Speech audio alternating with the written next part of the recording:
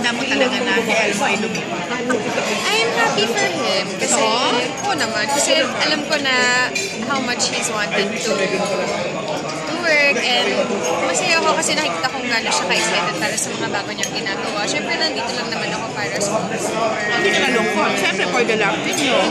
Siyempre, may konting lungkot kasi Ayun sabihin, hindi ko na siya makakasama sa teleserye. But I know naman na eventually, magkakatrabaho pa rin kami. Umikot-ikot lang naman kami.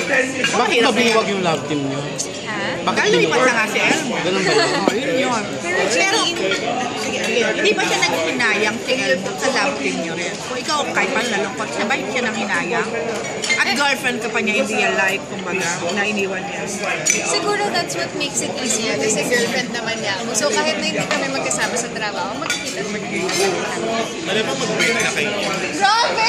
Oy, alam mo, Dito yan, hindi nyo ba inisip yun na posible mangyari? Possibility yun. Magkahiwalay kayo. Ganyan kasi na mag-boyfriend, pag nalipat na ng network, nagkakahiwalay talaga. Hindi kayo natatakot doon sa possibility. Ako hindi naman po ako natatakot kasi work is work.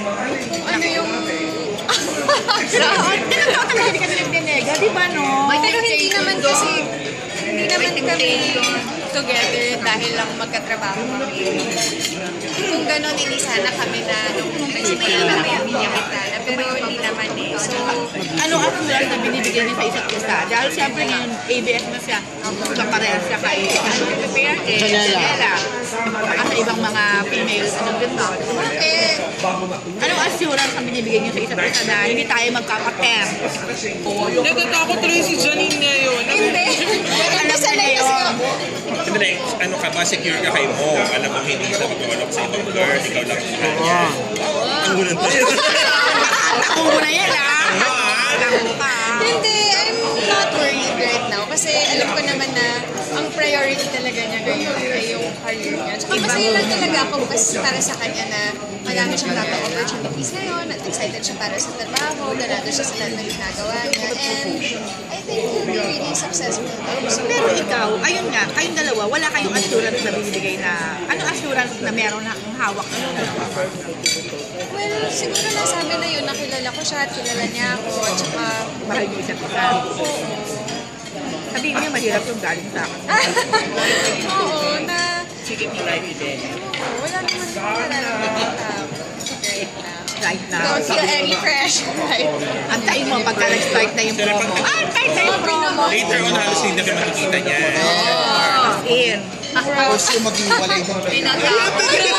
Oo, second na siya. Hindi mag gano'n. Pero ito talaga Ayun yung naman, wag naman yung takutin si Janine. Kasi sinasabi rin natin yung posibilidad. Posibilidad, lalo na magkaroon Lapit ng lang. Kasi isa yun ang pinakabongga posibilidad na mangyayari.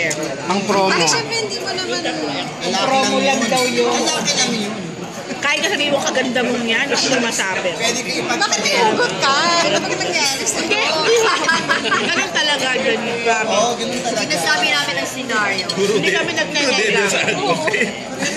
Basta supportive lang talaga ako eh. Tsaka supportive din naman siya nung ako yung nagsisimula sa Lahore. So, syempre, susuportahan ko din siya sa bago niya project. Pero Janine, anong fears mo ngayon? Anong mga fears mo? Especially lumipat na siya. Lalo ko talaga tinatakalan. Fear? Wala namang fear. At first, medyo nalungkot lang ako kasi nga, hindi na kami magkakatrabaho sa pag-teleserye. Pero totoo naman talaga na masaya talaga ako para sa kanya. Kasi madami na siyang plano doon. And ano lang naman ako.